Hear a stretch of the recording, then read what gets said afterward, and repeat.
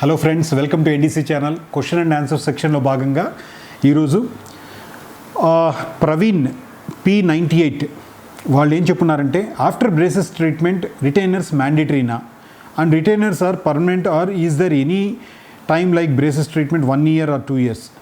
First point ఏంటంటే, మీరు అడిగిన ఒకటి సూటి ప్రశ్న ఒకటి మాట్లాడదాము. బ్రేసెస్ అయిన తర్వాత రిటైనర్స్ నీడెడా? Yes, needed. ఎందుకనంటే మనకు బ్రేసెస్ వేసేది ఏంటంటే, పళ్ళు ఎగుడు దిగుళ్ళు ఉన్నా, సందులున్నా, పళ్ళు వేరే పొజిషన్లో ఉండేటి వాటిని కొత్త పొజిషన్లో తీసుకొస్తారు. కొత్త పొజిషన్కి తీసుకొచ్చేటప్పుడు ఆ పళ్ళ చుట్టూ ఉన్న ఎముక కొంతవరకు కరిగి మళ్ళీ కొత్త దగ్గరకు వచ్చిన తర్వాత ఆ పళ్ళ చుట్టూ కొత్త ఎముక ఫామ్ అవుతుంది. ఆ ఫామ్ అవ్వడానికి దానికి కొంత టైం నీడెడ్, ఆ టైం స్పేస్ నీడెడ్. అది ఆ టైం అంటే కొన్నిసార్లు 6 months నుంచి 1 year వరకు నీడెడ్. ఆ 6 months నుంచి 1 year వరకు ఆ కొత్త పొజిషన్లో వచ్చిన పన్ను మళ్ళీ పాత పొజిషన్లో అంటే రిలాప్స్ కాకుండా ఉండడానికి, అదే పొజిషన్లో మెయింటైన్ చేయడానికి రిటైనర్స్ అనేటివి నీడెడ్.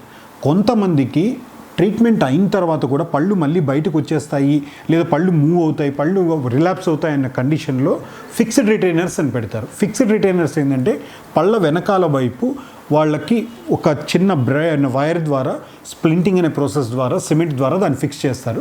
సో బై దట్ పళ్ళు మీకు మళ్ళీ మూవ్ అవ్వకుండా ఉంటాయి. ఆ విధంగా దానికి జాగ్రత్త తీసుకోవాలి.